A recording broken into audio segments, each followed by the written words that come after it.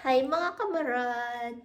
Magluluto tayo ng kinamastisang baboy.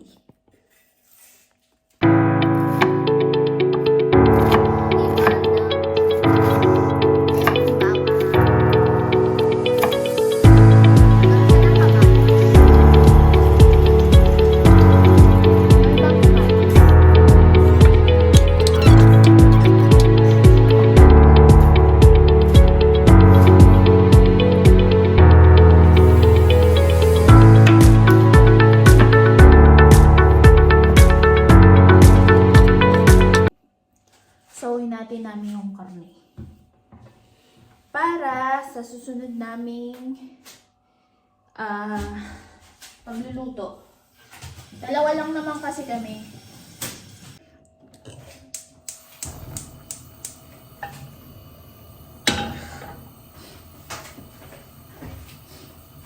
Ang ganda naming kawali. Tipay.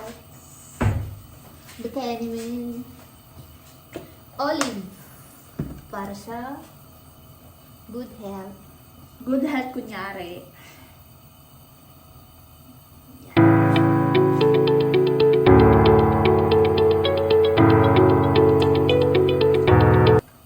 Gisa muna ng sibuyas, bawang. Sabay-sabay na. Kasi magtatagpo din naman sila. Parang kayo. Magtatagpo din tayo. Kaya sabay-sabay na. Huwag na natin pahirapan yung sarili natin. Sabay-sabay na yan. Kaya i-like and subscribe nyo na ang channel namin. Mahilig kami sa paminta. Sa maanghang. Maanghang. Bango.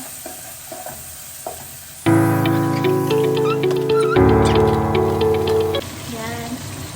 Medyo brown na yung ating baboy.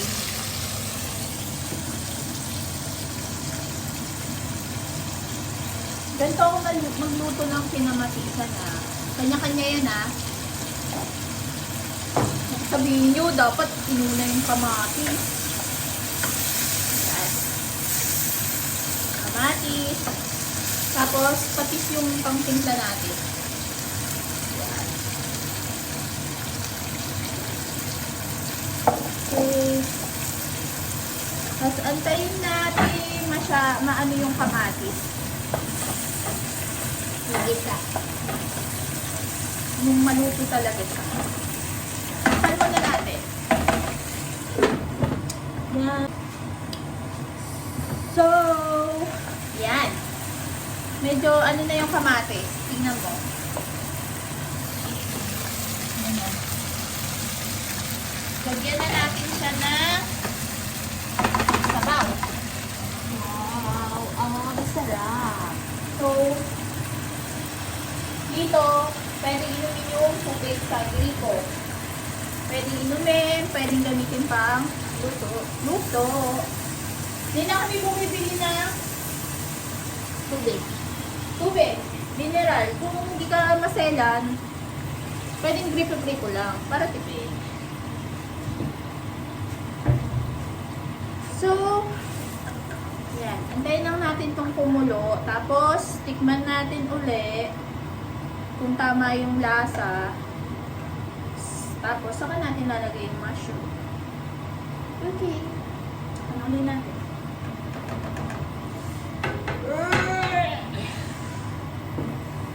So, titikman natin yung luto natin.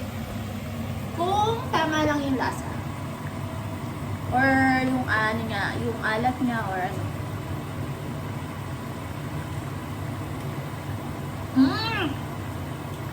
Okay na. Tara. So, lalagay na namin to. Wala kasi kami nabiling mga yung parang, botchoy ba yun? Yun kasi yung kadalasan nilalagay namin. Pero masarap din naman to. Paborito kong mushroom na to. So, yan. Ayun. Ayan.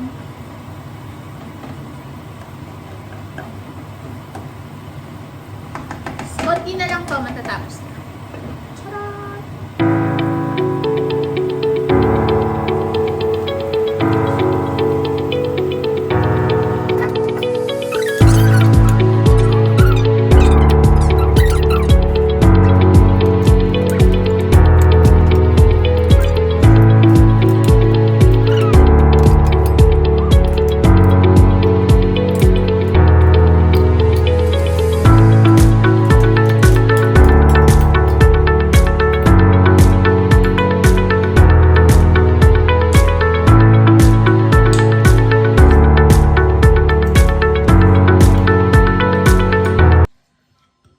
Ulam na namin to hanggang bukas. Yes. Pag rest day, ganon.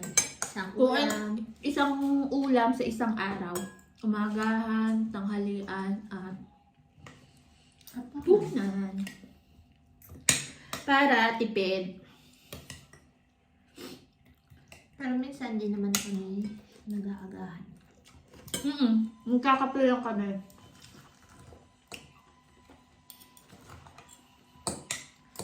Ang sunod na kain na ng kanin ay lunch bukas.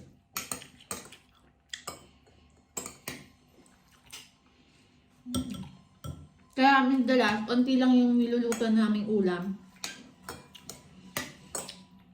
Kung hindi kami kakain ng hapunan or ng tanghalian.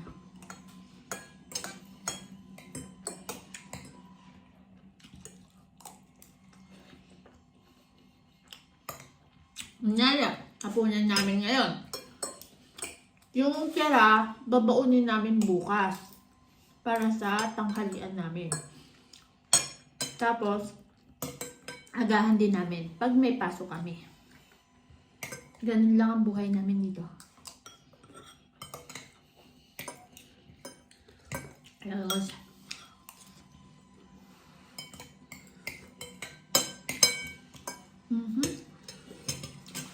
Ano pa ako?